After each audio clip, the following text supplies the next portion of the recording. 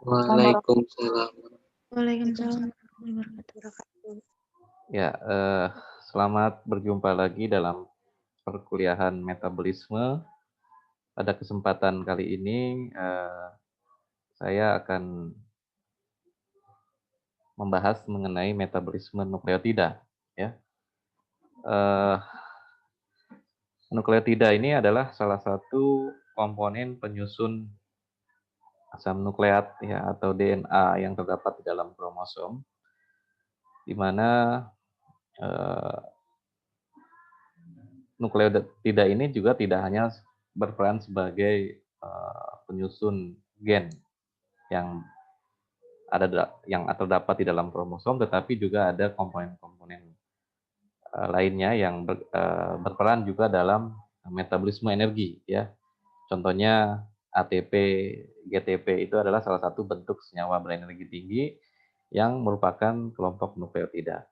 Nah, dalam kesempatan kali ini kita akan membahas tentang jalur biosintesis dan degradasi dari senyawa nukleotida. Ya. Di depan ini ada foto seorang profesor biokimia ya, John Buchanan dari Harvard University. Beliau adalah salah seorang peneliti yang menemukan bagaimana jalur biosintesis dari nukleotida ini sehingga menghasilkan satu informasi yang cukup penting dalam mempelajari metabolisme nukleotida.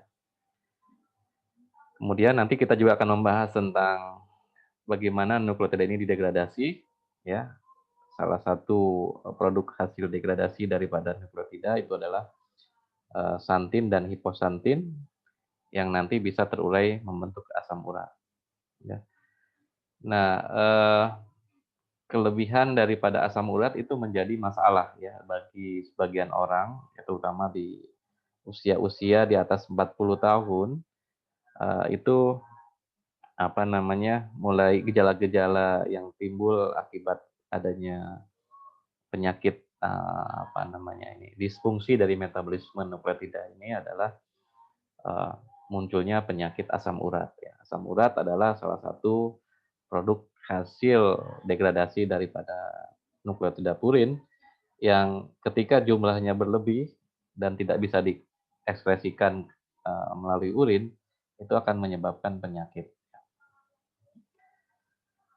Nah, tadi saya katakan bahwa metabolisme nukleotida ini berkaitan penting dalam pembentukan asam nukleat ya, karena basa-basa purin dan pirimidin ini merupakan prekursor pembentuk DNA dan RNA. Di mana DNA dan RNA merupakan kelompok asam nukleat yang terdapat di dalam kromosom dan ini berkaitan dengan pewarisan informasi genetik atau sifat-sifat genetik yang diwariskan dari satu individu orang tua ke anaknya. Ya.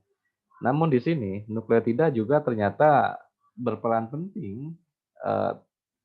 Salah satunya adalah ATP dan GTP itu merupakan komponen senyawa kimia berenergi tinggi ya yang terdapat dalam hasil produk metabolisme energi ya, misalnya dalam metabolisme karbohidrat, metabolisme lemak dan metabolisme asam amino. ATP adalah salah satu produk dari hasil degradasi molekul nutrien ya yang menghasilkan energi ya seperti karbohidrat, protein, lipid atau lemak yang melalui jalur degradasi oksidatif atau fosforilasi oksidatif, itu hasil akhirnya adalah senyawa ATP. Ya. Nah, kemudian yang ketiga, nukleotida juga merupakan komponen dari kofaktor. Nah, kita juga tahu bahwa beberapa kofaktor ini terlibat dalam jalur metabolisme tertentu, dalam metabolisme nutrien ya, seperti misalnya metabolisme karbohidrat, metabolisme lemak, ya dan lain sebagainya. Contohnya di sini ada NAD, nikotinamid adenin dinukleotida, atau flavin adenin dinukleotida. di mana di situ mengandung senyawa adenin yang merupakan komponen daripada basa nukleotida purin, ya. Kemudian ada N-adenosil metionin, ya, S-adenosil metionin. Nah, ini juga berkaitan di dalam proses metabolisme dan koenzim A, ya, yang merupakan kofaktor yang berkaitan dalam apa namanya, pemindahan gugus asil atau ya gugus asetil ya dalam satu metabolisme ya. Kemudian yang keempat, nukleotida juga berkaitan dengan jalur biosintesis ya. Contohnya dalam metabolisme apa namanya ini glikogen, bagaimana proses glikogenesis itu terjadi melalui bantuan senyawa UTP yang berubah menjadi UDP glukosa ya. UTP itu kan uridin trifosfat berubah menjadi uridin difosfat. Ini juga salah satu senyawa nukleotida. Kemudian CDP diasilgliserol ini dalam metabolisme lemak ya. Ini juga berperan dalam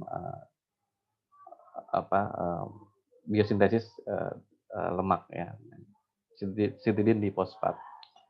Kemudian yang terakhir beberapa komponen nukleotida ada sebagian yang merupakan pembawa pesan kedua ya di dalam sel, cellular second messenger ya. Di mana ketika ada aktivasi hormonal seperti contohnya hormon adrenalin ya atau epinefrin yang menginisiasi terjadinya proses pemecahan glikogen itu diinisiasi dengan pembentukan senyawa CAMP. Ya, CAMP itu cyclic adenylyl monofosfat atau CGMP ya di dalam metabolisme yang lainnya ya. Jadi ini beberapa contoh betapa pentingnya ya nukleotida ini disintesis, terutama keberadaannya dalam kaitannya dengan produk-produk metabolit yang lain atau dalam kaitannya dengan proses metabolisme yang semuanya itu nanti bermuara pada apa namanya misalnya ketersediaan energi di dalam tubuh, kemudian ya dalam proses metabolisme energi ya, contohnya tadi ada ATP, GTP, NAD, FAD dan lain sebagainya. Termasuk juga dalam sinyal transduksi hormonal ya, seperti CAMP dan CGMP. Nah, sekarang bagaimana masalahnya nukleotida ini bisa disintesis di dalam tubuh kita ya. Jadi ada beberapa jalur metabolisme ya. Sebetulnya nukleotida itu bisa diperoleh dari berbagai sumber ya. Bisa dari proses makanan, bisa juga dari jalur biosintesis de novo atau biosintesis dalam tubuh kita sendiri ya. Nah, sekarang kita sebelum kita bicara tentang jalur biosintesisnya, kita perlu mengetahui perbedaan antara nukleosida dengan nukleotida. Apa sih sebetulnya perbedaannya? Jadi kalau kita bicara nukleosida, nukleosida itu adalah gabungan antara basa-basa nitrogen dengan gula ribosa. Ya, contohnya tadi ada adenosin, guanosin, sitidin, timidin dan lain sebagainya. Itu adalah nukleosida. Ya.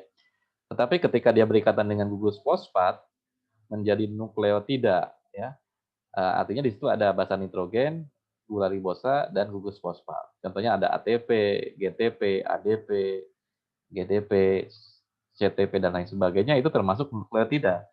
Karena di situ sudah berikatan dengan gugus fosfat. Ya, nukleosidanya sudah berikatan dengan gugus fosfat sehingga disebut nukleotida. Nah, ini kalau kita lihat gambaran antara perbedaan struktur nukleosida dengan nukleotida. Jadi kalau nukleosida itu dia belum berikatan dengan gugus fosfat. Contohnya di sini ada nukleosida adenosin atau deoksiadenosin. Karena di sini kehilangan gugus oksigennya. Ini untuk senyawa-senyawa deoksi itu gula ribosanya menjadi deoksiribosa sehingga dinamakan deoksiadenosin. Dan di sini gugus CH2 di posisi yang ke-6 ini belum berikatan dengan gugus fosfat ya sehingga kelima ya gula yang CH2 yang kelima ini belum berikatan dengan gugus fosfat sehingga dia belum disebut sebagai nukleotida. Tapi kalau sudah berikatan dengan gugus fosfat, maka disebut sebagai nukleotida. Contohnya di sini ada deoksiadenosin 5-trifosfat atau DATP. Nah, kemudian kita mengenal dari basa-basa nitrogen itu ada dua golongan, yaitu basa purin dan basa pirimidin. Masih ingat kelompok basa purin contohnya adalah adenin dengan guanin. Jadi kita lihat strukturnya, kalau basa purin ini dia mengandung dua cincin ya, cincin purin ini ya disebutnya. Di sini ada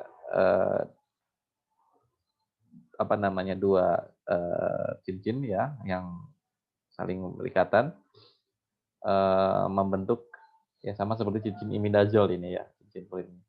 Di sini ada gugus NH2 ya. Kalau untuk adenin bedanya dengan guanin adalah gugus amidanya terikat pada gugus C yang di atas ini. Sedangkan di sini diganti dengan gugus karbonil. Tapi gugus aminanya pindah ke posisi yang lain ya, sehingga disebut sebagai turunan dari adenin ini atau disebut guanin. Nah, untuk basa pirimidin sendiri ada 3 kelompok, ada 3 jenis ya, kelompok basa pirimidin yaitu sitosin, timin dan urasil ya. Apa perbedaan satu dengan yang lain ya? Terlihat dari strukturnya kita bisa melihat perbedaannya. Sitosin dengan timin perbedaannya ada di atom C ini di mana dia berikatan dengan gugus oksigen, sedangkan untuk sitosin berikatan dengan gugus amina. Ya. Dan untuk gugus urasil sendiri perbedaannya adalah terletak pada gugus metil. Jadi kalau timin dia ada proses metilasi, sedangkan urasil tidak ada gugus metilnya ya. Jadi, itulah perbedaan antara sitosin, timin dengan urasil. Ya. Nah keduanya ini nanti bisa diperoleh dari hasil biosintesis secara de novo atau bisa juga diperoleh dari luar ya melalui degradasi makanan. Oke, jadi struktur dari nukleotida itu bisa kita lihat di sini, ya. Penomorannya bisa kita lihat kalau untuk purin nomor satunya dari gugus N yang sebelah kiri ini 1, 2, 3, 4, 5, 6, kemudian 7-nya kembali ke atas ya 7, 8, 9. Jadi cara berarti purinnya ini terikat di posisi atom C nomor berapa ya? C nomor 1 di sini ya. Kalau untuk yang pirimidin. Tapi kalau untuk purin dia terikatnya pada atom N nomor 9 di sini ya.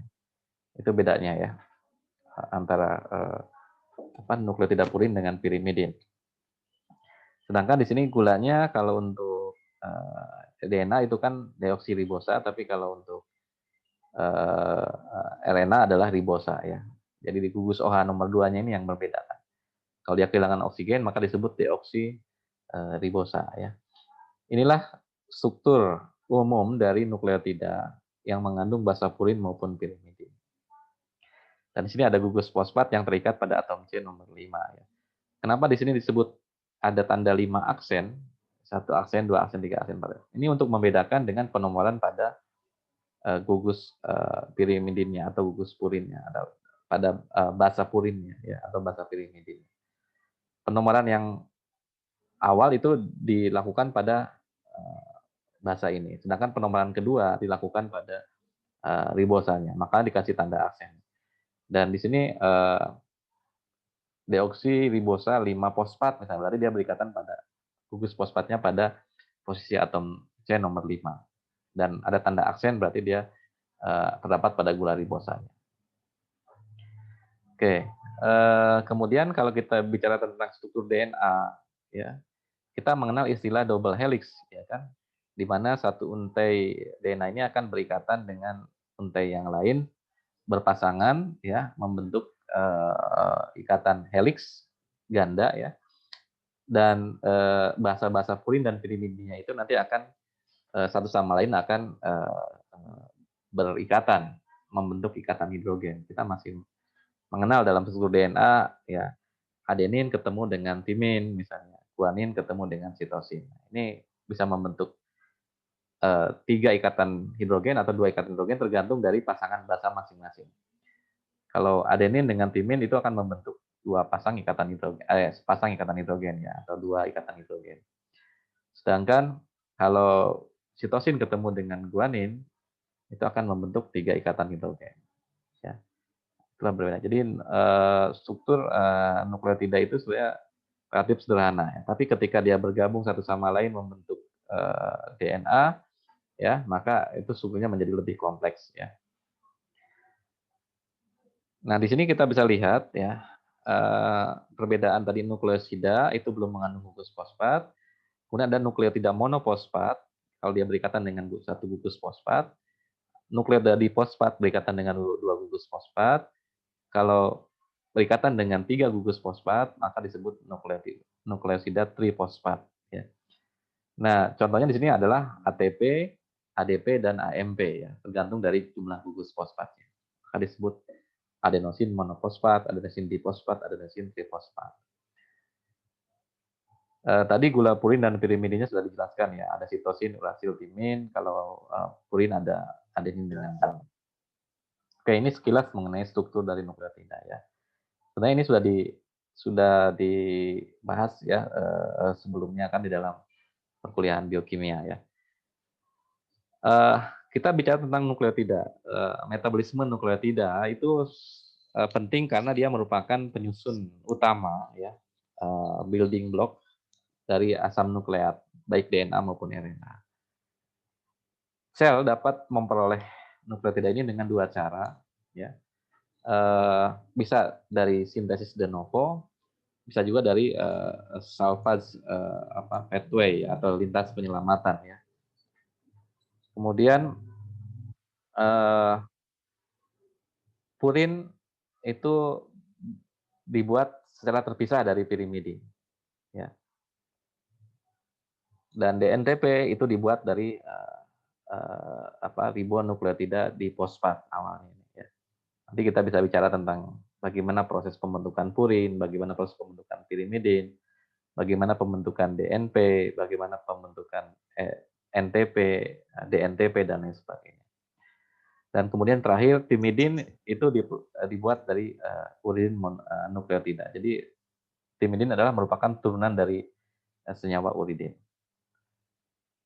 Oke, sekarang kita lihat overview ya dari metabolisme nukleotida.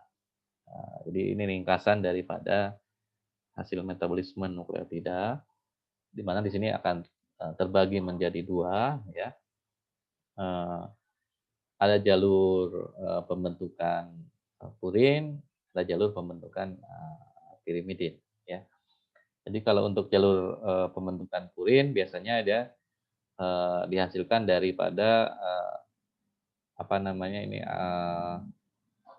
senyawa 5 karbon ya, contohnya adalah ribosa menghasilkan fosfor ribosil pirofosfat, kemudian nanti membentuk inosinat membentuk GMP dan AMP, GMP berubah menjadi GDP, GDP berubah menjadi GTP, AMP berubah menjadi ADP, ADP berubah menjadi ATP. Inilah komponen penyusun daripada nukleotida yang nanti akan digunakan untuk pembentukan RNA, pembentukan ATP, pembentukan CAMP dan lain sebagainya ya. Kemudian dari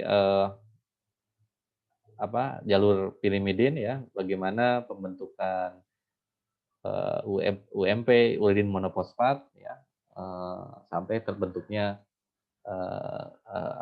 UTP ya, uridin trifosfat, kemudian dari asam amino yang bereaksi dengan karbamil fosfat ya. Karbamil fosfat adalah senyawa intermediate dalam biosintesis nukleotida pirimidin. Ini juga sebelumnya kita bicara tentang siklus urea ya. Karbamil fosfat merupakan senyawa prekursor dalam siklus urea ya. Jadi ada hubungannya juga dengan metabolisme nukleotida di sini. Jadi asam amino dengan karbamil fosfat ya bisa membentuk UMP, UMP bisa berubah menjadi UDP, UDP berubah menjadi UTP. Nah, UTP nanti berubah menjadi CTP, CTP hidrolisis lagi menjadi CDP ya. CDP berubah menjadi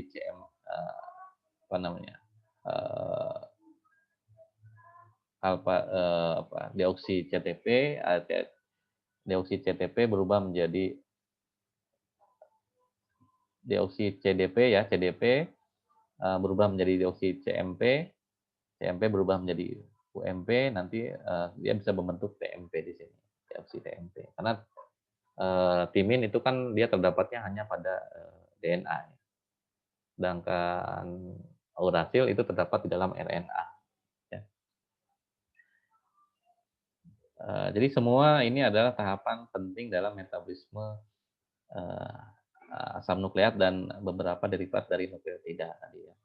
Seperti apa namanya tadi ada koenzim A, ada FAD, NAD, semuanya itu diawali dari pembentukan nukleotida terlebih dahulu. Dan itu prekursornya adalah dari senyawa yang terlibat dalam biosintesis nukleotida ini, contohnya adalah ada PRPP, ada asam amino, dan ada karbamil fosfat.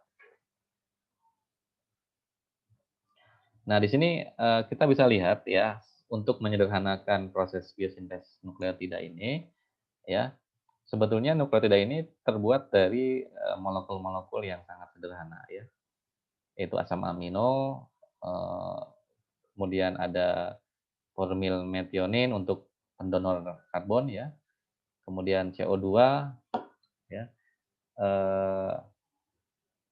untuk bahasa purinnya sendiri ya, ada asam amino dari aspartat, kemudian asam amino dari glisin, ada asam amino dari glutamat. Ini yang menyumbangkan gugus N-nya ya, senyawa nitrogennya ini dari asam-asam amino. Sedangkan C-nya bisa dari CO2, bisa dari formil, THF ya, tetrahidrofolat.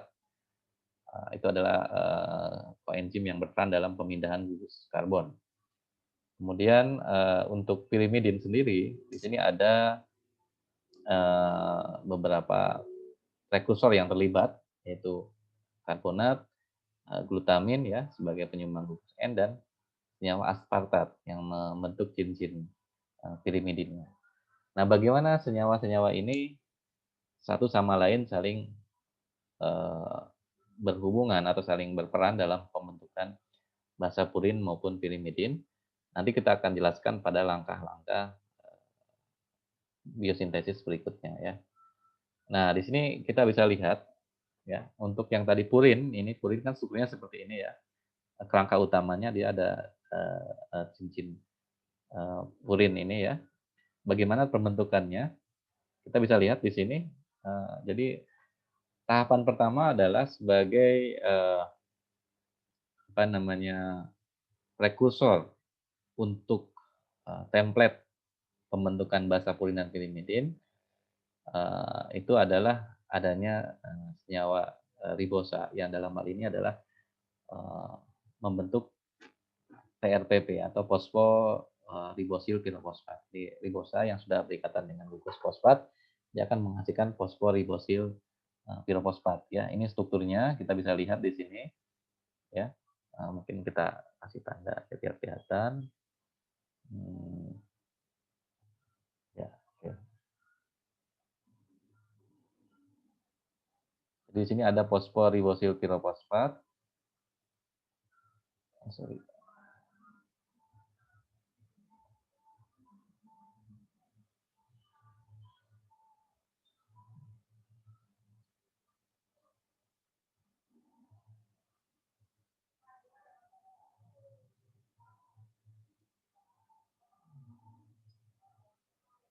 Oke, ini gimana ngilanginnya?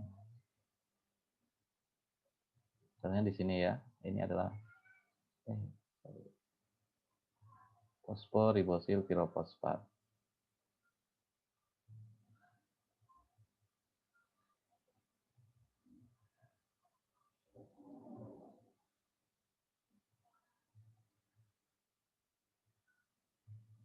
Next.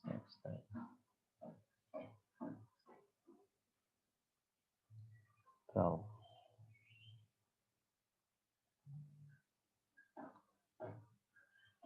oke, jadi ini contohnya ya.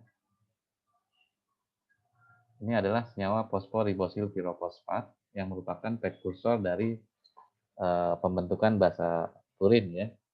Kemudian pada tahapan pertama ya, melalui bantuan enzim apa ini glutamin PRPP aminotransferase, glutamin mentransfer gugus aminanya kepada PRPP ya, sehingga berubah menjadi glutamat. Nah, gugus aminanya diikat oleh senyawa PRPP ini di sini, sehingga berubah menjadi fosforibosylamin ya, 5 fosforibosylamin. Jadi ada gugus aminanya di sini ya. Kemudian nanti gugus aminanya ini nanti akan berikatan dengan glisin ya. Pada tahapan ketiga di sini ada glisin ribonukleotida ya. GRAR, glisin ribonukleotida, GAR disebutnya ya. Memberikan gugus dengan bantuan ATP dia berikatan dengan gugus NH daripada si fosforibosil tadi, sehingga membentuk senyawa antara yang disebut sebagai glisilamid ribonukleotida. Ya, GAR ini glisilamid ribonukleotida. Nah, baru nanti tahapan ketiga formil H4 ya atau tetrahidrofolat ini akan memberikan gugus CH3-nya kepada gugus CHO-nya ini ya. CHO ini dari gugus formilnya diberikan dari formil tetrahidrofolat tadi ya. Tetrahidrofolat ini akan memberikan gugus formilnya berubah menjadi asam folat. Ya, nanti formilnya ini akan terikat kepada gugus NH yang ada di dalam glisin tadi. Sehingga sampai sini sudah terbentuk separuh ya jalan untuk pembentukan cincin purin ini ya. Karena kan ini tahapan yang pertama tadi ini ya, pembentukan cincin segi lima ini ya. Nanti si CHO ini akan berikatan dengan RH, maka terbentuklah senyawa AIR ini ya, amino metoksiribonukleotida ya, amido imidazol ribonukleotida. Jadi dia sudah membentuk cincin segi lima pada tahapan yang kelima ya dari pembentukan cincin purin ini. Berarti pertama adalah di sini ada PRPP sebagai template, kemudian masuknya gugus glutamat di sini ya, glutamat sebagai pemberi gugus N yang pertama yang warna hijau ini. Kemudian yang berikutnya adalah masuknya glisin. Nah, glisin ini yang memberikan gugus CNO ini ya, CNC ya, membentuk kerangka rantai cincin segi limanya ini ya, dan yang C terakhir diberikan dari gugus tetrahidrofolat tadi ya, atau format ya dari C. Nah, sampai sini di tahapan kelima ini sudah terbentuk senyawa HIR ini ya, amino imidazol ribonukleotida yang merupakan senyawa intermediat dalam pembentukan basa purin ya. Nah, kemudian berlanjut ke tahapan berikutnya, senyawa AIR ini akan berubah menjadi NCAIR ya, karboksi amido imidazol ribonukleotida dengan masuknya gugus asam karbonat di sini ya, CO2 nih yang warna biru ini. Dengan bantuan ATP dia akan berikatan di posisi NH2 yang ini, yang di bawah ini ya. NH2 yang ada di bawah ini kan dari tadi dari glutamin ya. Glutamin ya ini yang warna. Kemudian di sini ada glutamin yang kedua ya. Ada dua glutamin yang masuk tadi kan. Yang pertama memberikan N yang di cincin segi 5, yang kedua dia memberikan NH2 di samping dari rantai segi 5 ini ya, NH2 ini yang sebelah kiri ya. Nah, ini dari glutamin, makanya warnanya hijau. Nah, berarti di sini si asam karbonatnya itu berikatan dengan N daripada glutamin ini ya, C ini. Nah, kemudian nanti setelah itu masuk lagi ya, setelah terbentuk ini dia dipindahkan dengan bantuan enzim ini ya, N-cair mutase. Jadi gugus karbonilnya ini akan pindah dari NH2 ini ke atas ya, ke posisi yang CNCC ini ya. Jadi dia berubah ke posisi atom C nomor berapa ini yang di atas ini. Kalau kita lihat di sini nomornya nomor 3 ya, nomor 4. Ya, sorry nomor 4. Dari sini N-nya dari nomor C-nya tadi kan dia berkaitan dengan N. Nah, pindah ke CH nomor 6 yang di atas. Ini untuk pembentukan purin tadi.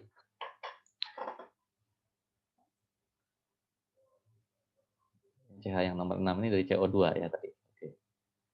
Kemudian nanti setelah terbentuknya COO di posisi atom C nomor 6 ini nanti masuk asam amino aspartat ya. Aspartat masuk ya. Kemudian nanti terikat di gugus CO yang ada di posisi C6 tadi ya. Sehingga membentuk struktur seperti ini ya. Nanti baru setelah itu nanti dia akan melepaskan dengan enzim fumarase, dia akan melepaskan gugus fumarat ini sehingga hanya tersisa gugus NH2 ini ya. Jadi NH2 ini diperoleh dari aspartat ya. Aspartat kemudian terakhir masuk adalah formil tetrahidrofolat ya. Dari tetrahidrofolat ini gugus formilnya diberikan kepada ikatan antara CONH2 ini dengan NH yang ada di bagian bawah ya. Sehingga membentuk senyawa antara ini ya.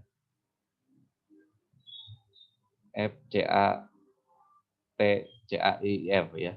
Itu adalah senyawa antara dari pembentukan tetrahidrofolat dengan asam amino yang ada di dalam posisi sebelah kiri ini. Ya. Nah, kemudian nanti dari sini gugus CHO ini akan berikatan dengan gugus amina yang ada di samping kirinya ini, ya, sehingga dia akan membentuk cincin yang tertutup, ya. CH dengan NH ini akan membentuk ikatan, ya, sehingga membentuk cincin segi 6. Nah, ikatan yang pertama ini, ya, dari 11 tahapan reaksi ya dari PRPP sampai terbentuknya asam inosinat ya atau inosin monofosfat. Ini adalah tahapan awal dalam biosintesis purin. Ya, jadi sampai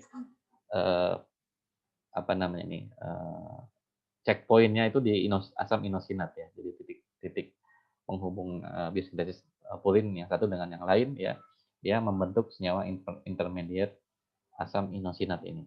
Ya. Ada beberapa asam amino yang terlibat di sini. Setidaknya di sini kita melihat ada 3 asam amino. Yang pertama adalah glutamin ya, yang memberikan dua kali reaksi di sini di tahapan 1 dan di tahapan yang keempat ya, sehingga memberikan kontribusi dalam pembentukan cincin ini pada posisi N yang warna hijau ini ya. Kemudian ada glisin dan ada aspartat.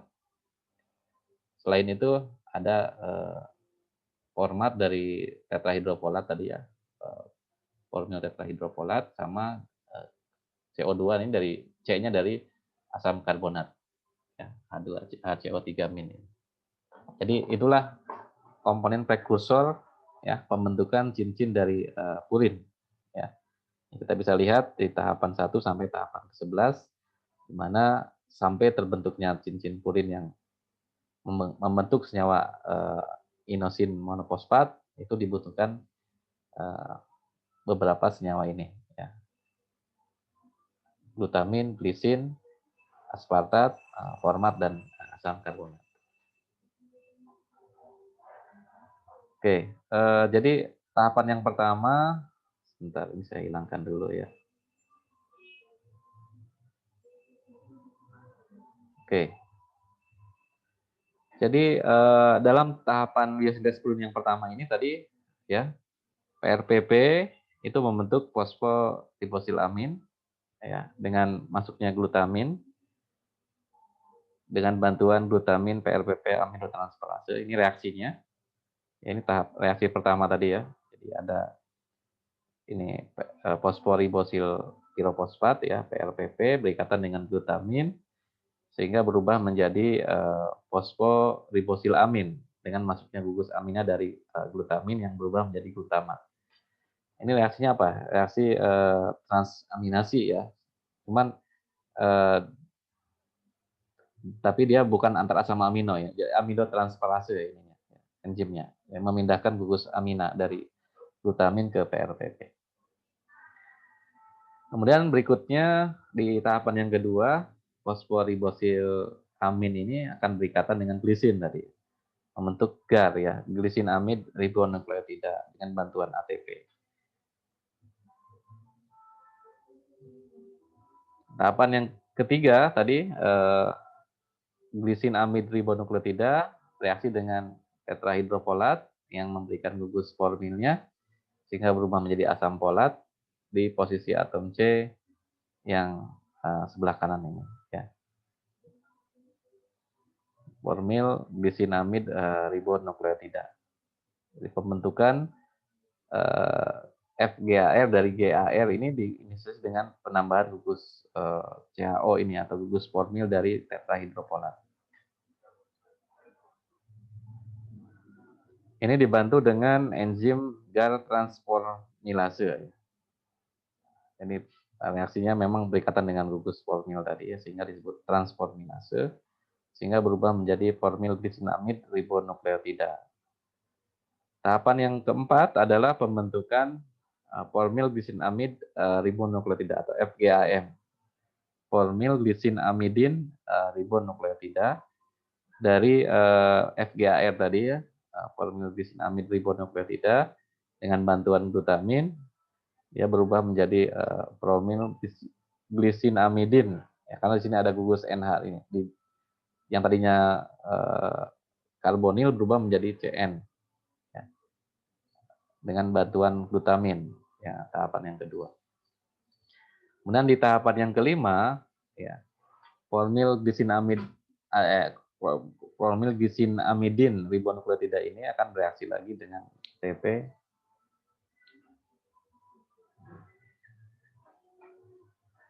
sehingga berubah menjadi amidoimidazol ribonukleotida. Nah, di sini kita bisa melihat perubahan struktur yang terjadi adalah pada posisi CNH ini, gugus imin ini, ya, berubah ya, jadi CCNR ini berubah menjadi CC ikatan lengkap ya, dengan memberikan gugus H-nya kepada gugus NH ini sehingga berubah menjadi NH2. Ya. Nah, ini berubah menjadi gugus enamin. Yang tadinya gugus imin berubah menjadi gugus enamin. Ya. Enamin sehingga berubah namanya menjadi aminoimidazol ribonukleotida atau AIR ya. Ini separuh perjalanan ya, sudah terbentuk jenis segi limanya.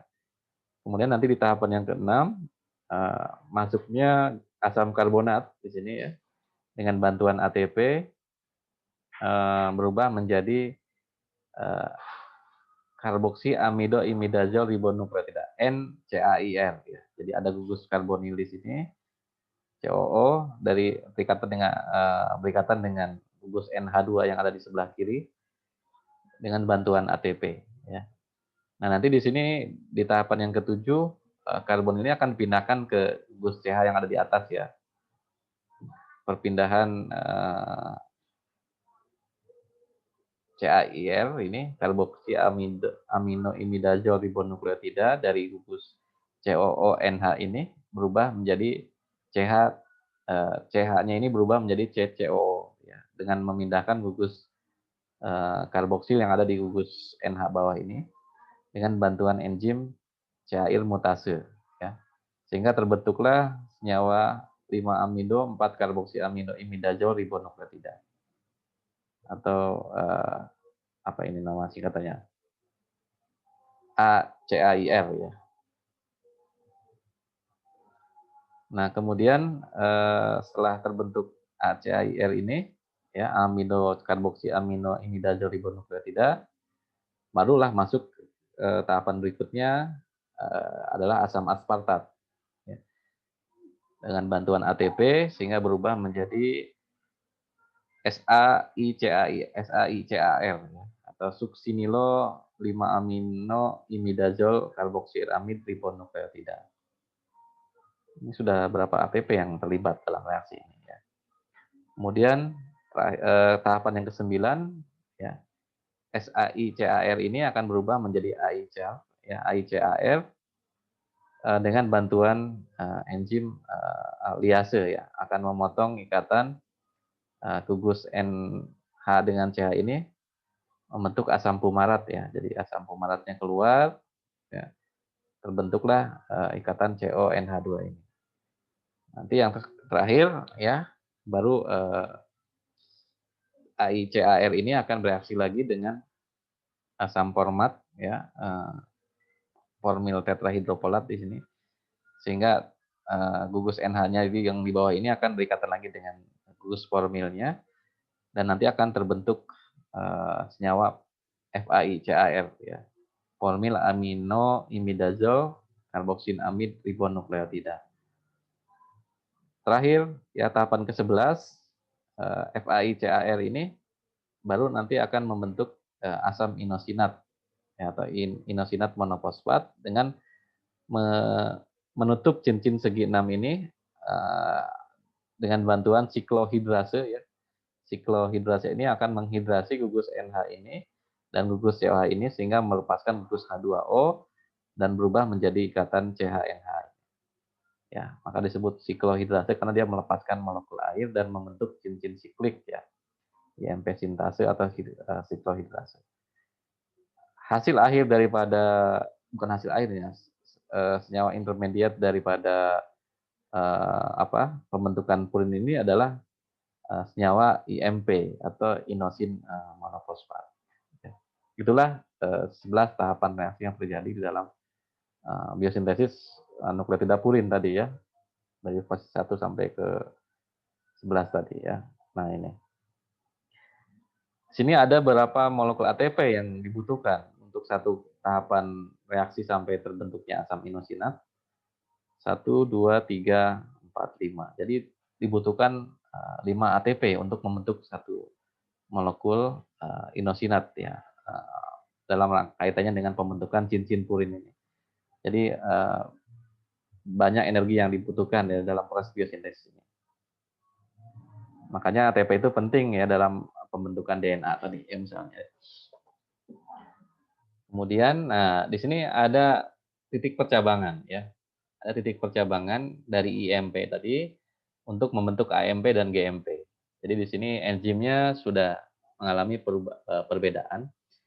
Untuk jalur yang sebelah kiri ya, dengan adenyl suksinat sintetase itu akan mengubah IMP menjadi adenyl suksinat. Jadi di sini ada asam aspartat yang masuk sehingga membentuk suksinil ya, adenyl suksinat ya, karena adanya ikatan antara gugus CO ini berubah menjadi gugus NH ya, dengan bantuan asam aspartat. Jadi dia memberikan gugus aminanya dari aspartat ini ya,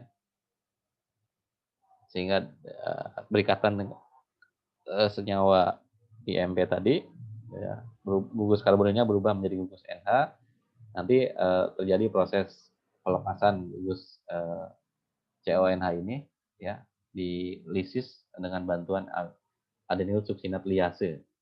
Diputus ikatannya sehingga gugus NH2-nya tertinggal di dalam gugus purin tadi ya. Yang tadinya gugus karbonil berubah menjadi gugus amina sehingga berubah namanya dari IMP berubah menjadi AMP ya. Adenosin monofosfat.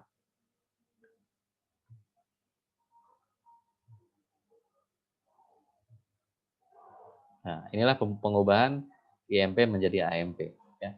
Nah, jalur yang kedua ya, dari IMP ini berubah menjadi santin monofosfat atau SMP ya. SMP ini adalah senyawa intermediat dalam jalur biosintesis purin ya. Ini ribosa dengan bantuan IMP dehidrogenase dan adanya NAD berubah menjadi NADH, berarti terjadi proses dehidrogenasi ya. hidrogenasi daripada si IMP ini, ya. Nah, ini CH ini dia berubah menjadi CO. Artinya kan di sini CH ya. 1, 2, 3. Ya, CH ini berubah menjadi CO. Dengan bantuan molekul air di sini. Ya.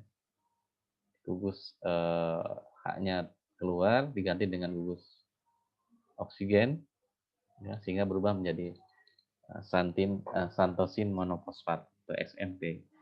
Nah, santosin monofosfat kemudian nanti bereaksi lagi dengan glutamin dan ATP di sini, ya, di mana nanti glutamin ini akan memberikan gugus aminanya kepada santin ini yang tadinya terbentuk gugus karbonil berubah menjadi gugus amina. Terbentuklah senyawa GMP atau guanosin monofosfat. Itulah perubahan dari IMP menjadi AMP dan menjadi GMP, di mana dalam biosintesis purin ini terjadi titik percabangan ya pada pengubahan IMP menjadi adenin monofosfat dan guanin monofosfat. Ini enzim-enzim yang terlibat ya. Ada adenosine sintetase untuk jalur AMP, ada IMP dehidrogenase untuk pembentukan GMP.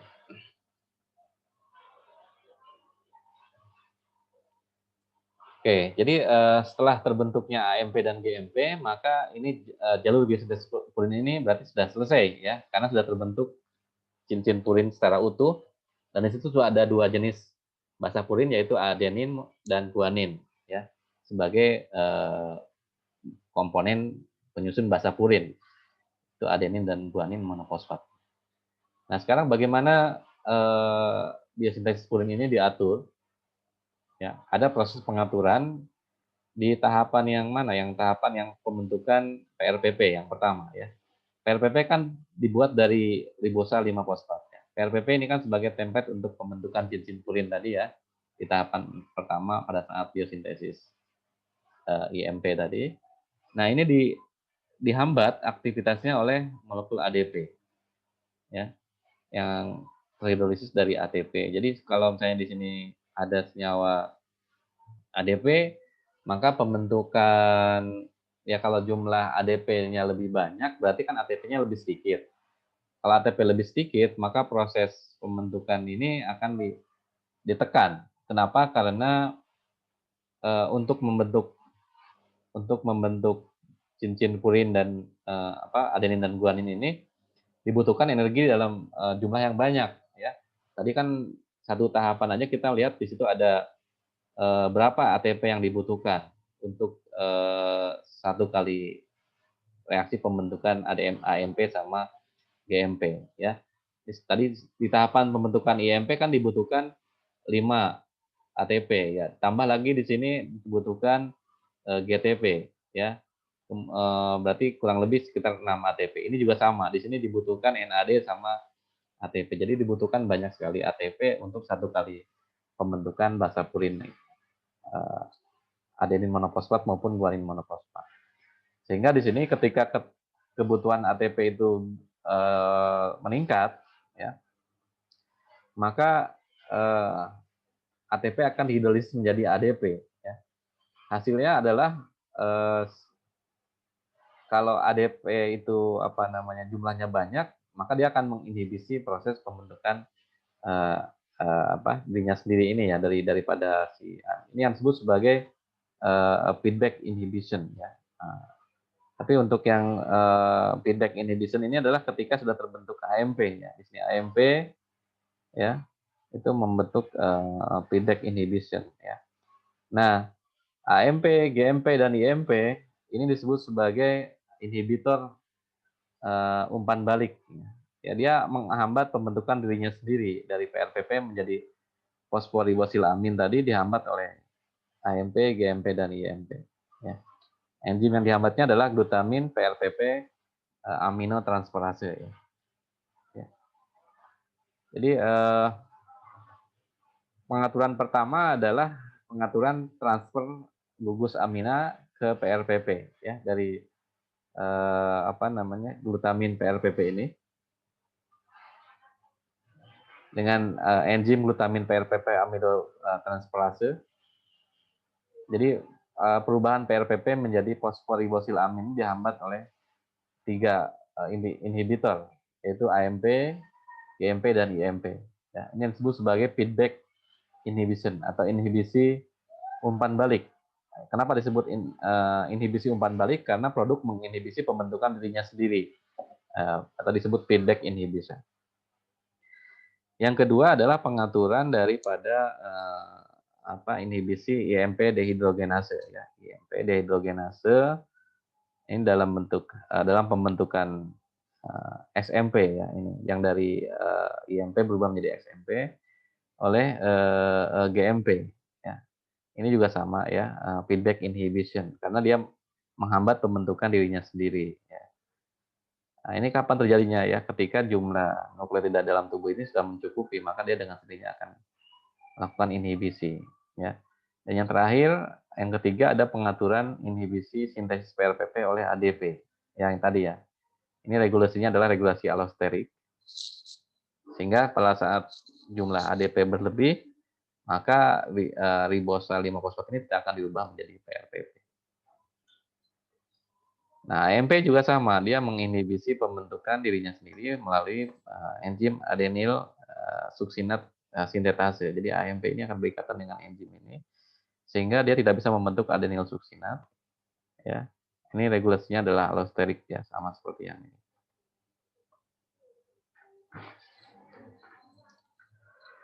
Jadi itulah beberapa titik pengaturan dari biosintesis purin, ya, yang kesemuanya sebagian besar diatur oleh produknya sendiri ya. Nah, kemudian yang berikutnya ada yang disebut sintesis de novo pirimidin ya, UMP ya. Nah, untuk sintesis de novo pirimidin ini adalah pertama reaksinya adalah karbamil fosfat karbamil fosfat sintetase ya. Ini akan menghasilkan karbamil fosfat daripada ATP asam karbonat dengan glutamin. Ini sama seperti reaksi di siklus urea ya. Di glutamin melepaskan gugus aminanya nanti berubah menjadi karbamil fosfat dengan bantuan 2 molekul ATP dan 1 asam karbonat. Sehingga terbentuklah molekul karbamil fosfat yang nanti akan berikatan dengan aspartat. Nah, aspartat ini adalah asam amino yang mengandung gugus NH ya, nanti akan diberikan kepada karbamil fosfat ya, sehingga berubah menjadi karbamil aspartat. Jadi gugus fosfatnya akan dihidrolisis ya oleh aspartat ini dengan bantuan enzim aspartat transkarbamilase, sehingga nanti dia masuk ke posisi gugus fosfat di sini yang warna merah ini ya. Jadi CO, NH2, NH-nya diberikan dari gugus aspartat. Jadi berikatan dengan bagian gugus fosfatnya tadi. Terbentuklah karbamil aspartat ya. Dari karbamil fosfat berubah menjadi karbamil aspartat. Di tahapan yang ketiga, karbamil aspartat ini nanti akan terhidrolisis ya, terhidrasi ya dengan melepaskan molekul air ini dari gugus OH sama NH2-nya ini, sehingga berubah menjadi gugus CONH ya, atau dihidroorotat. Nah, dihidroorotat ini prekursor untuk pembentukan virgin pyrimidin tadi ya. Lalu dengan bantuan dihidroorotat dehidrogenase ya dan quinon ini sebagai kofaktornya, dia berubah menjadi orotat ya. Jadi dihidroorotat berubah menjadi orotat. Perbedaannya ada di mana? Ya, perbedaannya ada di CH2 ini. Ya, ketika dia berubah menjadi orotat berarti di gugus hidrogennya lepas ya dari CH2 ini berubah menjadi C ikatan rangka. Nah, baru nanti terakhir masuk tahapan berikutnya masuk PRPP. Jadi kalau di biosintesis purin PRPP-nya masuk di awal, ini masuknya di akhir. Ya. Jadi PRPP ditambah orotat berubah menjadi orotidin 5 monofosfat. Dekatan di gugus NH yang ada di sini, posisi atom C nomor 5.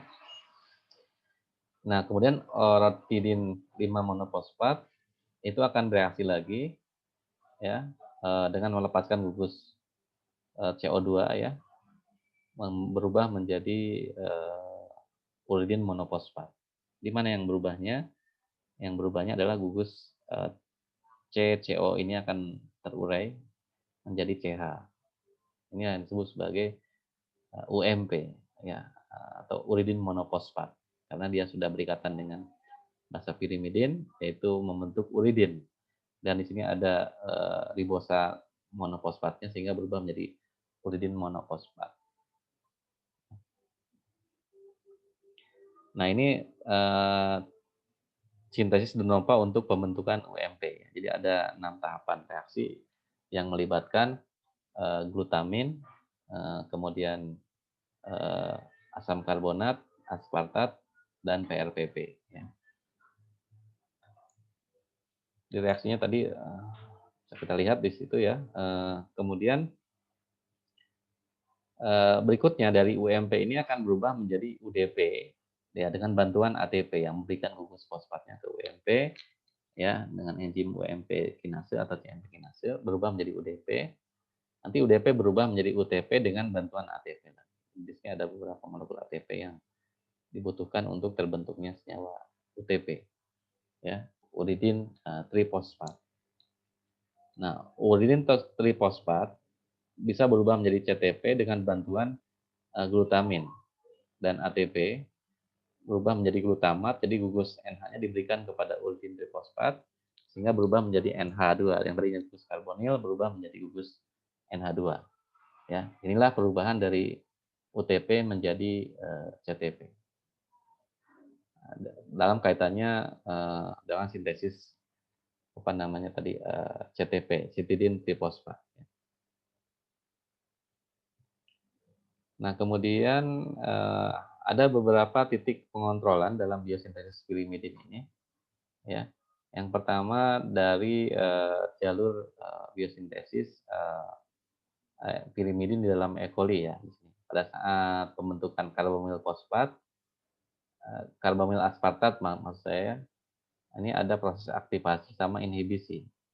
Jadi CTP sebagai produk akhir tadi ya, CTP ini itu akan menginhibisi pembentukan dirinya sendiri dengan menginhibisi enzim apa tadi pengubahan karbamil fosfat menjadi karbamil aspartat ya, yaitu aspartat transkarbamilase atau CAC ya. Jadi inhibisi oleh si CTP enzim ini, aspartat transkarbamilase yang mengubah karbamil fosfat menjadi karbamil aspartat. ACTAC ya, aspartat transkarbamilase. Tapi di sisi lain ATP di sini malah mengaktifkan pembentukan karbamil aspartat. Ya, jadi keduanya diatur secara berseberangan ya. Yang satu sebagai inhibitor, yang satu sebagai aktivator. Begitu pula tadi untuk yang di jalur biosintesis di dalam sel hewan ya. Mirip ya, inhibisinya inhibisi umpan balik, tapi yang inhibisi adalah di jalur pertama. Ya, di perubahan glutamid menjadi karbamil fosfat. Berarti di enzim karbamil fosfat sintetase ya. Di sini diinhibisi oleh UTP dan UDP, kemudian diaktifkan oleh PRPP ya, dan ATP. Ya, PRPP dan ATP mengaktifkan pembentukan karbamil fosfat. Kemudian di titik yang kedua, UMP ini juga bisa menginhibisi pembentukan dirinya sendiri. Dari oridin monofosfat berubah menjadi UMP, itu diinhibisi oleh UMP sendiri ya. Jadi yang tahapan ini ya. Orotidin 5 monofosfat berubah menjadi uridin monofosfat. Berarti di enzimnya adalah OMP dekarboksilase. Ini diinhibisi oleh UMP sendiri. Uridin monofosfat. Oke, jadi itulah beberapa jalur metabolisme yang berkaitan dengan biosintesis purin dan pirimidin ya, beserta pengontrolannya. Nah, sekarang kita masuk ke pembentukan nukleotida trifosfat atau DNTP ya atau NTP ya. Jadi tadi dalam biosintesis purin itu kan senyawa pertama yang terbentuk itu adalah IMP. IMP yang nanti akan bercabang membentuk AMP dan GMP, adenosin monofosfat dan guanosin monofosfat. Nah, di sini ada enzim-enzim yang nanti akan terlibat lebih jauh untuk pembentukan nukleotida ya. 1, 2, 3, 4, 5. Di sini ada enzim 1 ribonukleosid difosfat reduktase yang akan mereduksi ribosa menjadi deoksiribosa. Jadi contohnya di sini dari AMP berubah menjadi ADP itu kan dikatalis oleh nukleosid monofosfat kinase. Jadi ditambahkan dengan ATP di sini berubah menjadi ADP ya, atau di sini ditambahkan dengan GTP ya berubah menjadi ADP. ADP nanti berubah menjadi DAEDP dengan bantuan ribonukleosid difosfat reduktase yang akan mereduksi ikatan COH yang kedua berubah menjadi CH ya, sehingga gugus oksigennya akan lepas berubah menjadi deoksiadenin difosfat. DADP berubah menjadi DATP. Nah, DATP ini adalah sebagai prekursor pembentukan DNA. Sedangkan ADP akan berubah menjadi ATP ya dengan bantuan nukleus difosfat kinase. Ya, dari ADP berubah menjadi ATP, DADP berubah menjadi DATP. Itu sebagai prekursor untuk pembentukan DNA dan RNA. Bagaimana untuk jalur GMP? GMP akan berubah menjadi GDP sama reaksinya seperti yang tadi ya. Dengan menggunakan ATP berubah menjadi GTP, GDP berubah menjadi GTP ya dengan bantuan nukleosida difosfat kinase ya, mungkin dengan adanya ATP. Sehingga dia terfosforilasi dari GDP berubah menjadi GTP. Nah, GTP itu adalah prekursor untuk pembentukan RNA. Ya, guanosin trifosfat. Nah, kemudian GDP juga bisa berubah menjadi DGTP dengan bantuan enzim tadi ya, ribonukleosida difosfat reduktase yang akan mereduksi ikatan COH di posisi nomor 2 menjadi 2 aksen ya tadi menjadi CH ya, jadi deoksi guanosin difosfat. Deoksi guanosin difosfat berubah menjadi DGTP. DGTP itu merupakan prekursor pembentukan DNA. Itu untuk jalur purin ya, sampai terbentuknya ATP, GTP dan DATP, DGTP. Nah, untuk yang kedua, di sini ada jalur pembentukan nukleotida pirimidin. Ya, pirimidin itu pertama hasilnya adalah uridin monofosfat ya dari sintesis de novo ini. Nah, nanti UMP ini akan berubah menjadi UDP, UDP berubah menjadi DUDP dengan bantuan reduktase tadi ya, atau dia berubah menjadi DTTP dengan bantuan nukleosida difosfat kinase. DUDP berubah menjadi UDP berubah menjadi UTP. UTP merupakan prekursor pembentuk RNA. Kemudian UTP bisa berubah menjadi citidin trifosfat tadi dengan memindahkan gugus itunya ya karbonil menjadi gugus amina. Dan jalur yang ke sebelah kanan ini nanti dari UDP berubah menjadi DUDP untuk pembentukan DNA. DUDP berubah menjadi DUMP. DUMP berubah menjadi DTTMP dan seterusnya ya. DTMP berubah menjadi DTTP, DTP berubah menjadi DTP. Dan nanti terakhir adalah pembentukan DNA. Jadi itulah langkah-langkah dalam biosintesis nukleotida trifosfat untuk ATP, GTP, CTP, dan UTP, termasuk juga untuk pembentukan deoksi adenosin atau deoksi nukleotida fosfat ya, seperti DATP, DCTP, DGTP, dan DTTP. Ya. Ini titik-titik percabangannya ya, bisa kalian lihat di sini. Nah, sekarang di sini ada mekanisme reaksi ya, yang melibatkan pengubahan gugus yang tadi yang nomor 1 ya, ribonukleotida difosfat reduktase yang mengubah DNTP berubah yang mengubah NTP berubah menjadi DNTP ya. Di sini kita bisa lihat ya, enzimnya ini pertama akan berikatan dengan atom C nomor 3 ya, C3 aksen ini, sehingga dia akan berikatan dengan gugus CH ini. Nah, H-nya nanti akan lepas ya, sehingga di sini membentuk radikal ya. Jadi ribosa difosfatnya akan berubah menjadi radikal ya, difosfat ini. Nah, radikal ini nanti akan berikatan dengan enzim bagian lain yang merupakan sisi pengaturan dari enzim tersebut, yaitu dengan di bagian gugus sulfidrilnya. Ya, gugus sulfidril nanti akan berikatan membentuk di sini nanti OH-nya berikatan dengan H dari ini sehingga berubah menjadi OH2+, ya. Nanti OH2+-nya ini akan keluar sebagai H2O sehingga di sini akan terbentuk ion karbanion yang bermuatan positif.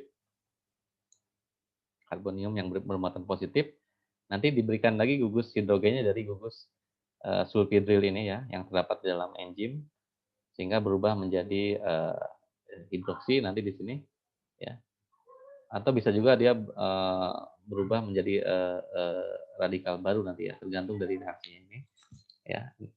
Nah, nanti radikal ini nanti bisa masuk ke hidrogen ini ya, sehingga berubah menjadi deoksi ribosa. Jadi itulah mekanisme tahapan reaksi dalam pembentukan gula deoksiribosa dari gula ribosa dengan bantuan enzim ribonukleotida reduktase. Ini adalah tahapan yang pertama tadi ya, dari dia ADP berubah jadi DADP, GDP berubah DGDP, CDP berubah menjadi DCTP, DCDP, kemudian UDP berubah menjadi DUDP. Dan yang terakhir UDP, DTTP menjadi DTDP berubah menjadi DTTP. Kalau ini reaksinya adalah kinase ya, jadi hanya ada 4 ini. ADP berubah menjadi DADP, GDP berubah menjadi DGDP, CDP berubah menjadi DCDP, dan UDP berubah menjadi DUDP. Ini semua dikatalisis oleh enzim ribonukleotida difosfat reduktase ya, yang mengubah ikatan COH daripada ribosa berubah menjadi deoksiribosa. Itulah perbedaan sintesis nukleotida daripada DNA dengan RNA. Ya. Kemudian kita lanjutkan lagi. Yang terakhir adalah konversi DWMP menjadi DTMP. Dari uridin monofosfat menjadi timidin monofosfat ya, pada jalur biosintesis DNA timin. Ya. Kita lihat di sini konversi DWMP menjadi DTMP ya. Itu dikatalisis oleh timidilat sintase. Timidilat sintase ini ya akan memberikan berikatan dengan gugus glisin di sini ya. Nanti serin berubah menjadi glisin. Kemudian nanti dibantu oleh tetrahidrofolat di sini ya, metrin tetrahidrofolat yang akan berubah menjadi 78 dihidrofolat ini ya. Nanti di sini CH2-nya akan diberikan ke sini ya.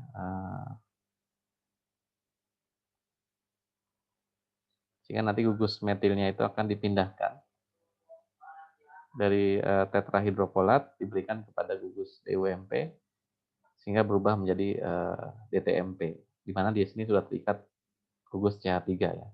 Di gugus CH3 yang pertama diberikan dari tetrahidrofolat ini. Dan satu hanya lagi diberikan dari NADPH. NADPH yang nanti akan masuk ke dalam jalur pembentukan tetrahidrofolat. Jadi dihidrofolat direduksi menjadi tetrahidrofolat dengan dihidrofolat reduktase. Kemudian nanti dia akan berubah dihidrofolat tetrahidrofolat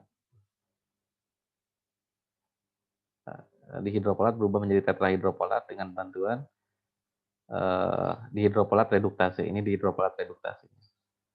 Ya, dengan adanya NADPH yang masuk sini sehingga gugus hidrogennya akan terikat kepada dihidrofolat menjadi tetrahidrofolat. Nah, ini adalah konversi dari DUMP menjadi DTMP. Jadi di sini yang tadinya tidak mengandung gugus metil, setelah berikatan dengan gugus metil dari tetrahidrofolat dan NADPH, dia berubah menjadi DTMP yang mengandung gugus metil ini. Itulah konversi dari DUMP berubah menjadi DTMP. DTMP ini adalah bagian dari DNA ya, karena di dalam RNA tidak ada TMP, tidak ada timin, yang ada adalah urasil. Kemudian di sini ada beberapa inhibitor dari biosintesis nukleotida ya. Selain yang tadi inhibitornya dari produknya sendiri, di sini juga ada inhibitor dari luar ya, yang biasanya berperan dalam mencegah pembentukan sel baru ya, atau dalam kasus pengobatan penyakit kanker ya, di mana di sini agen kemoterapik itu biasanya bekerja dengan cara menginhibisi satu atau lebih enzim yang berperan dalam biosintesis nukleotida. Contohnya di sini adalah azacerin ya, dan aktifin itu adalah enzim yang berperan dalam agen kemoterapi yang berperan dalam menghambat aktivitas glutamin amidotransferase. Glutamin amidotransferase adalah enzim yang berperan dalam memindahkan gugus amonia dari glutamin kepada PLPP ya, di tahapan awal pembentukan biosintesis purin tadi ya. Bisa juga di sini aminopterin ya, aminopterin methotrexate ya, aminopterin ini dia berperan sebagai inhibitor timidilat sintetase. Ini timidilat sintetase inhibitor ya, berperan juga dalam jadi pengubahan DUMP berubah menjadi DTMP itu dihambat oleh aminopterin ini sehingga berubah menjadi senyawanya yang tadinya harusnya berubah menjadi DTMP malah berubah menjadi fluorodeoksiuridilat FDUMP ini. Jadi dengan adanya fluoro ini maka gugus metilnya tidak akan termetilasi ya. Itu fungsinya dalam menghambat sintesis DTMP dalam biosintesis pirimidin tadi ya. Jadi beberapa agen ini bekerja dalam jalur biosintesis nukleotida. Nah, contohnya di sini ya. FDUMP menginhibisi pengubahan DUMP menjadi DTMP ya dalam timidilat sintetase. Jadi DUMP berubah menjadi DTMP ini kan penting dalam pembentukan timin ya dari urasil. Dari UMP, urasil monofosfat berubah menjadi timindin monofosfat. Nah, dengan adanya FDUMP ini, maka DUMP ini tidak bisa diubah menjadi DTMP. Jadi enzimnya ini akan dihambat oleh FDUMP ini. Kemudian tadi methotrexate, aminopterin dan trimopterin dia bekerjanya di sini. Menghambat pengubahan dihidrofolat berubah menjadi tetrahidrofolat. Makanya kenapa orang-orang yang mengkonsumsi makanan obat-obatan kemoterapi ya, itu biasanya akan menghambat sintesis sel yang normal ya. Karena di sini pembentukan tetrahidrofolat juga ini berkaitan dengan jalur biosintesis yang lain ya. Tidak hanya jalur biosintesis nukleotida, juga berkaitan dengan jalur biosintesis asam amino dan lain sebagainya, sehingga itu sangat bisa mempengaruhi sel yang normal.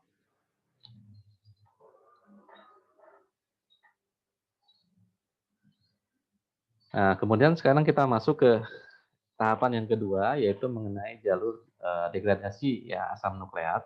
Kalau tadi kita bicara mengenai biosintesis, sekarang kita bicara tentang jalur degradasinya. Jadi kalau kita mengkonsumsi makanan yang mengandung nukleoprotein, atau protein yang berikatan dengan asam nukleat, ya, dalam sistem pencernaan kita, ya, eh, pepsin dan asam lambung itu akan memecah protein dengan asam nukleat, ya. Jadi di dalam lambung nanti asam nukleat itu akan terpecah menjadi eh nukleoprotein ini akan terpecah menjadi asam nukleat dan protein. Yang tadinya kan dia berikatan dengan protein biasanya dalam bentuk nukleosom atau apa, ya. Nah, dengan bantuan pepsin ini akan memisahkan antara asam nukleat dengan protein. Nah, protein nanti didegradasi melalui jalur degradasi asam amino, ya, melalui enzim protease. Sedangkan asam nukleat nanti di dalam usus dia akan dipecah oleh enzim endonuklease, ya, atau LNase dan DNase, sehingga berubah menjadi nukleotida yang terpisah satu sama lain. Ya, tadi misalnya ada AMP, GMP, CTP, GTP, dan lain sebagainya. Nah, itu disebutnya nukleotida. Nah, nukleotida ini nanti akan dipecah lagi oleh enzim nukleotidase menjadi nukleosida, dan gugus fosfatnya akan terhidrolisis. Jadi nanti akan menghasilkan sitidin, guanin, sitosin, apa namanya, adenin, dan lain sebagainya. Adenosin, sorry ya, kalau nukleosida adenosin, sitosin, timidin, sama guanosin misalnya, ya. Nanti nukleosida ini akan terhidrolisis lagi oleh nukleosidase, ya, sehingga berubah menjadi basa purin bebas atau basa pirimidin bebas dan gula ribosa. Ini adalah tahapan akhir dari jalur biosintesis, jalur degradasi asam nukleat. Sampai tahapan ini asam nukleat ini sebetulnya disebut sebagai senyawa apa namanya, ya, metabolit yang ketika didegradasi dia tidak banyak menghasilkan energi, ya. Karena dia hanya menghasilkan basa, nanti basanya ini tidak bisa didegradasi lebih lanjut menghasilkan energi, tapi nanti dia bisa disebut masuk ke dalam jalur lintas penyelamatan, ya. Kalau dari makanan ini nanti ribosanya nanti masuk sebagai prekursor pembentukan PRPP. PRPP nanti dipakai untuk pembentukan basa nukleotida yang baru, ya. Jadi beda dengan glukosa, ya. Kalau glukosa kan ditambahkan untuk menghasilkan energi. Dalam jalur degradasinya justru di sini ribosa dan basa purin dan pirimidin ini tidak banyak dimanfaatkan untuk menghasilkan energi. Makanya jalur metabolisme nukleotida disebut sebagai jalur yang miskin energi, ya. Bahkan lebih banyak menggunakan energi untuk jalur biosintesisnya. Nah, di sini tadi purin dan pirimidin, basa purin dan pirimidin itu akan didegradasi dengan bantuan nukleotidase dan nukleosidase, ya. Sehingga dari asam nukleat berubah menjadi oligonukleotida, berubah menjadi nukleosida atau nukleotida, ya, monofosfat. Kemudian nukleotida berubah menjadi nukleosida berubah menjadi nukleobase atau basa purin dan pirimidin, ya. Nah, basa purin dan pirimidin nanti jalur berikutnya akan membentuk asam urat dan ureidopropionat, ya. Ini jalur degradasinya, ya. Kita lihat di sini pertama untuk jalur katabolisme purin, ya. Purin itu yang tadi ada adenin dengan guanin. Kan kalau tadi adenin dihidrolisis, ya, dengan apa namanya ini, AMP deaminase, dia akan melepaskan gugus aminanya di sini. Jadi AMP berubah menjadi IMP. Dia gugus aminanya lepas nanti masuk ke dalam siklus urea tadi di sini, ya. Kemudian IMP-nya nanti akan berubah menjadi inosin dengan melepaskan gugus fosfatnya, ya. Di sini ada gugus fosfatnya. Inosin monofosfat berubah menjadi inosin. Inosin berubah menjadi hiposantin, ya. Dengan apa namanya ini, melepaskan gugus ribosanya, dia berubah menjadi hiposantin, ya. Begitu pula nanti adenin ini bisa berubah menjadi adenosin. Adenin itu kan AMP monofosfat, ya, berubah gugus fosfatnya lepas berubah menjadi adenosin. Adenosin deaminase nanti melepaskan gugus aminanya berubah menjadi inosin, ya. Ya sama intinya sini juga nanti judulnya nanti dia berubah menjadi inosin. Inosin berubah menjadi hiposantin dengan bantuan purin nukleotida fosfo fosforilase ya atau PNP. Nah, nanti santin berubah menjadi hiposantin berubah menjadi santin dengan bantuan santin oksidase. Dan dengan bantuan O2 dan H2O dia berubah menjadi santin ya. Nah, santin ini juga bisa berubah bisa diperoleh dari santin monofosfat ya dengan nukleotidase dengan melepaskan gugus fosfat dari santin monofosfat berubah menjadi santosin, santosin berubah menjadi santin. Nah, santin dengan bantuan santin oksidase ini bisa berubah menjadi asam urat ya dengan melepaskan H2O2 di sini dia akan berubah menjadi asam urat. Jadi produk akhir dari metabolisme purin di dalam hewan dan manusia itu adalah menghasilkan asam urat ya. Nah, kemudian asam urat ini nanti akan dikeluarkan melalui urin ya, dilepaskan ke luar melalui ginjal, nanti dia dibuang melalui urin. Nah, kemudian jadi untuk jalur katabolisme purin ini kan ada AMP, ada GMP. IMP ini sebagai senyawa intermediate, sama dengan SMP tadi senyawa intermediate daripada basa purin tadi ya. Semuanya itu akan bermuara ke pembentukan santin. Santin akan berubah menjadi asam urat di tahapan yang terakhir ya. Kemudian di sini untuk guanin juga sama ya, guanin monofosfat berubah menjadi guanosin dengan melepaskan gugus fosfatnya. Kemudian guanosin melepaskan gugus ribosanya berubah menjadi guanin. Guanin dengan guanin deaminasenya melepaskan gugus gugus amina berubah menjadi santin. Santin berubah menjadi asam urat. Jadi katabolisme daripada nukleotida purin ya, apakah itu dari ribonukleotida ataupun deoksiribonukleotida dari DNA maupun RNA itu akan membawa kepada pembentukan asam urat ya. Lead ultimately to the production of uric acid yang itu bersifat tidak larut ya di dalam urin ya. Tidak larut dalam darah nanti akan diekspresikan melalui urin ya. Makanya kalau kita banyak mengkonsumsi purin sebaiknya kita harus banyak minum supaya nanti asam uratnya itu keluar. Asam urat diekspresikan ya melalui proksimal tubula yang terdapat di dalam ginjal.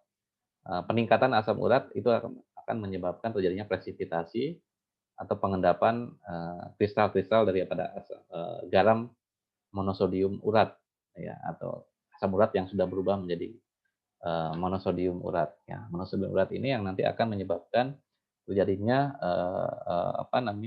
synovial fluid of the joint atau menyebabkan terjadinya gangguan radang sendi ya yang menyebabkan penyakit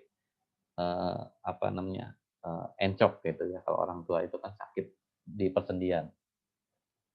Itu karena adanya gangguan kristal-kristal asam urat.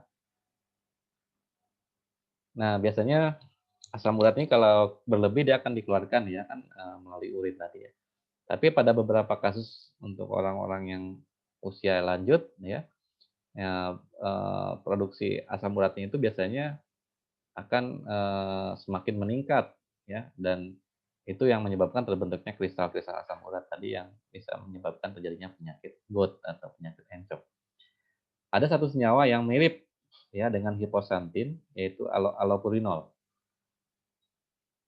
Allopurinol adalah suatu turunan daripada hiposantin ya. Di mana di sini hanya berbeda pada gugus CHN yang ada di sini ya. Jadi CH-nya berubah posisinya dengan N ini ya bentuk N0 ya di CN. Jadi allopurinol adalah bentuk N0 daripada hiposantin ya. Seperti ini ya. Yang nanti akan kalau kita terhidrolisis ya akan berubah menjadi oksipurinol. Ya. Oksipurinol ini kalau dia berikatan dengan santin oksidase ya, dia akan berubah menjadi oksipurinol, adalah suatu inhibitor daripada santin oksidase. Jadi kalau orang yang sudah kelebihan asam urat biasanya disarankan mengkonsumsi obat ini ya untuk meredakan asam uratnya dengan cara menginhibisi enzim santin oksidase. Santin oksidase adalah enzim yang bekerja untuk mengubah santin menjadi asam urat. Jadi kalau santin oksidasinya diinhibisi, dia tidak akan banyak membentuk asam urat, ya, tapi nanti dia akan terkonversi menjadi senyawa yang lain, gitu kan. Misalnya allopurinolnya berubah menjadi oksipurinol dan santinnya nanti bisa dimanfaatkan lagi untuk pembentukan basa-basa nukleotida yang baru, ya. Nah, itu terdapat pada jalur degradasi purin, ya. Nah, bagaimana dengan jalur degradasi pirimidin, ya? Untuk yang kedua, kasus pembentukan apa namanya, penguraian sorry ya, penguraian dari basa pirimidin, misalnya di sini ada urasil dengan timin, dia biasanya akan menghasilkan ujungnya adalah asetil-CoA dan suksinil-CoA. Jadi kalau untuk basa-basa pirimidin ini lebih aman, karena produk akhirnya adalah senyawa-senyawa intermediat yang dibutuhkan untuk menghasilkan energi, ya. Contohnya di sini urasil, ya, dengan bantuan NADPH berubah menjadi dihidrourasil, ya, di mana nanti gugus H-nya itu akan hidrasi, ya, jadi nanti akan jadi CH2 ya. Kemudian nanti akan berubah menjadi uridopropionat, ya, dengan bantuan dihidropropionase ini, enzim yang mengubah menjadi dihidrourasil berubah menjadi uridopropionat, propionat akan berubah menjadi alanin, nanti alanin akan berubah menjadi asetil-CoA. Untuk yang timin ya hampir sama jalur degradasinya ya, dengan bantuan NADPH dia akan berubah menjadi dihidrotimin. Dihidrotimin berubah menjadi uridoisobutirat, ya. Kemudian uridoisobutirat berubah menjadi aminoisobutirat. Aminoisobutirat berubah menjadi suksinil-CoA. Nah, ini tahapan sederhana dari jalur katabolisme pirimidin. Jadi hasil akhirnya adalah senyawa asetil-CoA dan suksinil-CoA. Nah, dalam jalur degradasi ini, ya, terdapat apa ini? Tolong dimatikan mic-nya supaya tidak mengganggu.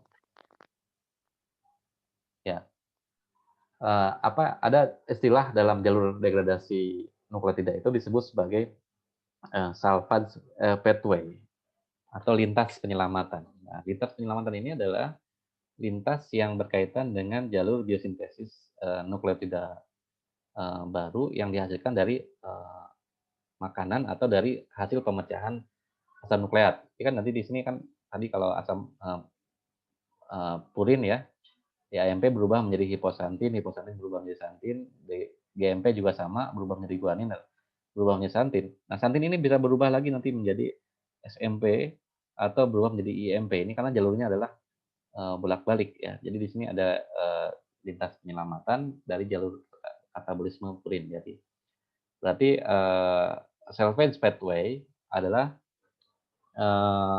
suatu lintas metabolisme alternatif dalam memproduksi asam nukleat, ya, atau nukleotida dari nukleosida yang diperoleh dari makanan. Kan kalau kita makan nukleoprotein tadi dipecah menjadi asam nukleat berubah menjadi nukleotida berubah menjadi nukleosida. Nukleosida nanti bisa berubah menjadi apa namanya, asam urat, ya, atau bisa berubah juga asetil-CoA dan suksinil-CoA. Tapi kalau di dalam tubuh kita membutuhkan, ya, maka nukleosida tadi nanti akan dibentuk lagi menjadi asam nukleat yang baru. Ini yang disebut sebagai lintas penyelamatan. Jadi, beberapa organisme dapat mensintesis nukleotida dari nukleosida atau basa-basa bebas yang terdapat di dalam makanan atau dari hasil degradasi asam nukleat. Jadi kalau hasil degradasi itu bisa dimanfaatkan kembali ya, itu disebut sebagai salvage pathway. Nah,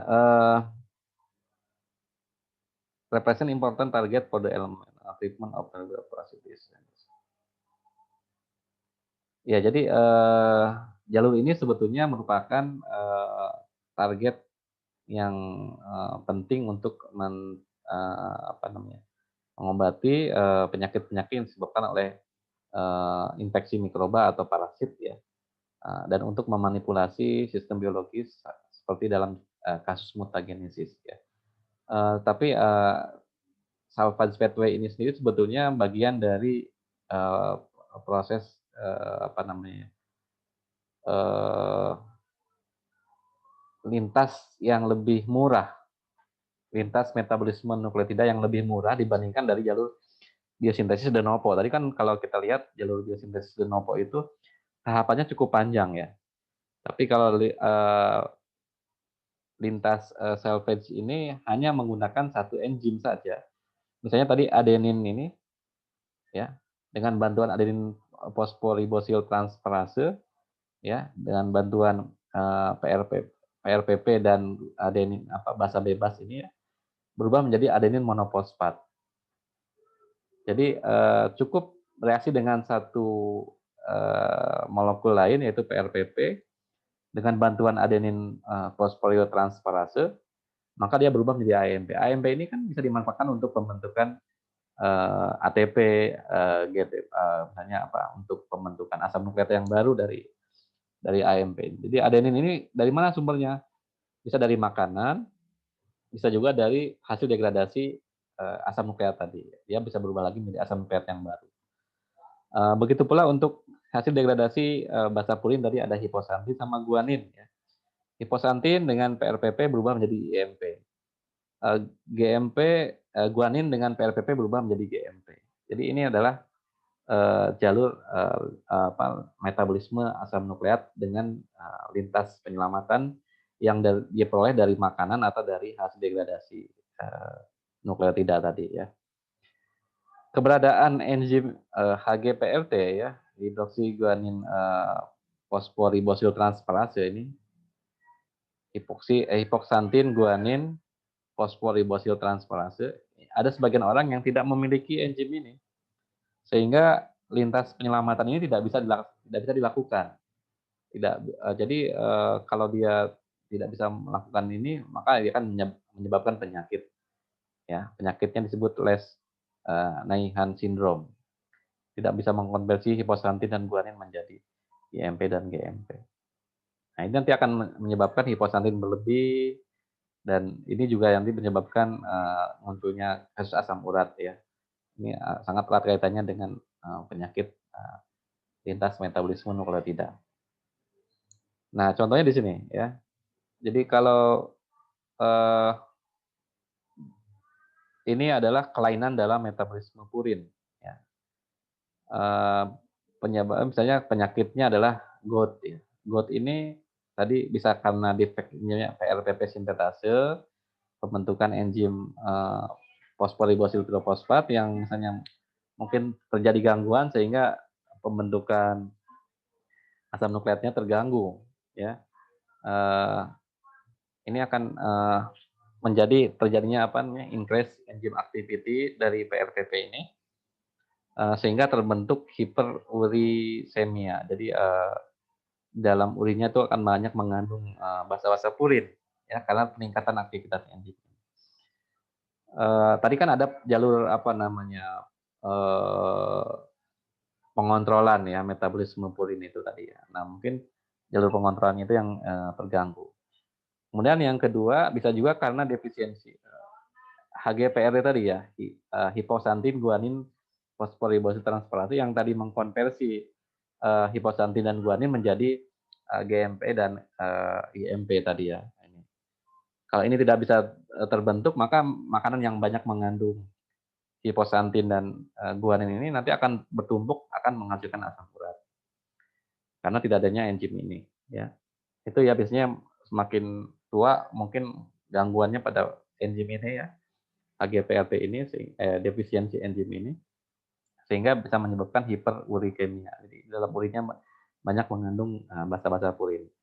Bisa juga karena gangguan pada glukosa 6 fosfatase ya. Glukosa 6 fosfatase adalah enzim yang berperan dalam pembentukan glukosa 6 fosfat ya. Jadi nanti dia akan banyak berkaitan dengan pembentukan PRPP. Kalau ini terganggu, nanti pada saat pembentukan ribosa 5 fosfatnya terganggu, maka PRPP-nya terganggu, maka nanti lintas penyelamatannya juga akan terganggu. Itu yang menyebabkan timbunan daripada asam urat ini ya. Penyakit GOUT ini adalah penyakit Kalau dalam bahasa Indonesianya sama dengan penyakit ENCOP ya, gangguan di radang sendi yang menyebabkan persendian itu menjadi kaku dan sakit ketika dipakai untuk berjalannya. Kemudian ada beberapa jenis penyakit yang lain ya, misalnya Lesch-Nyhan syndrome ini, makan kalau ini dari bayi ya, dia kehilangan aktivitas enzim ini. Ini termasuk juga penyakit yang cukup fatal ya, kalau dari lahir sudah tidak menghasilkan enzim ini. Kemudian karena bisa juga karena lack of enzim PNP ya ini ya, sehingga menyebabkan defisiensi dari sistem imun. Santinuria ini kalau banyak menghasilkan santin ya, karena apa namanya ini, defisiensi dari santin oksidasi ya. Jadi hiperurikemia sama seperti yang di penyakit perut tadi. Tapi yang paling umum adalah penyakit ini yang banyak terjadi karena disfungsi dari metabolisme nukleotida pada kasus defisiensi enzim HGPLT ini ya. Nah, ini adalah ringkasan dari metabolisme nukleotida. Jadi untuk pembentukan basa purin ya, itu dari ribosa 5-fosfat membentuk PRTP, kemudian nanti dibantu dengan ATP, lalu dibantu dengan beberapa asam amino tadi, glutamin, aspartat ya, glisin ya, di situ ada tetrahidrofolat, ada asam karbonat ya, HCO3- itu akan membentuk purin ya, nukleotida purin. Kemudian di sini tadi aspartat ya, karbamil fosfat ya, dengan glutamin itu akan membentuk basa-basa pirimidin. Nah, basa purin dan pirimidin kalau terdegradasi dia akan menghasilkan, kalau purin akan menghasilkan asam urat dan gula ribosa ya. Sedangkan pirimidin tadi akan menghasilkan asetil-CoA ya, suksinil-CoA dan malonil-CoA ya, kelompok-kelompok yang senyawa intermediat dalam biosintesis karbohidrat. Jadi biasanya dalam jalur metabolisme purin ini ya, yang paling banyak gangguan itu adalah dalam jalur biosintesis purin dan degradasinya ya. Ini yang banyak menyebabkan penyakit, salah satunya adalah penyakit asam urat. Terakhir ya, bagi Anda saya minta untuk kelompok berikutnya ya, kelompok 4 berarti ya, untuk mencari satu artikel yang berkaitan dengan disfungsi metabolisme nukleotida. Di sini bisa contohnya kasus penyakit GOT tadi ya, penyakit radang sendi atau ENCOP, itu disebabkan karena kelainan dari metabolisme purin sehingga terjadinya penumpukan asam urat. Nanti dibuat dalam bentuk makalah dan presentasikan di depan kelas. Ya. Untuk waktunya presentasi ini akan dilakukan seminggu atau minggu depan ya, setelah materi ini diberikan dan digabungkan dengan yang presentasi disfungsi metabolisme asam amino ya. Jadi nanti minggu depan kita akan presentasi 2 kelompok ya, yaitu disfungsi metabolisme asam amino dan disfungsi metabolisme nukleotida. Ya, demikian materi yang bisa saya sampaikan pada pagi hari ini. Terima kasih atas perhatiannya, dan jika ada pertanyaan silakan Anda tanyakan sebelum ditutup materinya. Pak mau tanya, Pak. Ya. Yang tugas kelompok itu berarti kelompok 4 itu yang disfungsi asam amino. Kalau yang kelompok Kelompok 5 3 itu. disfungsi. Kelompok 3 yang disfungsi asam amino. Kan baru 2 kelompok yang presentasi kan? Baru metabolisme karbohidrat dan metabolisme lemak kan? Oh iya. Berarti kelompok 3 sama kelompok 4. Pertanyaannya iya, apa? Pak. Berarti yang kelompok 3 disfungsi asam amino, kalau yang kelompok 4 disfungsi nukleotida. Iya, betul. Oke, ada lagi pertanyaan?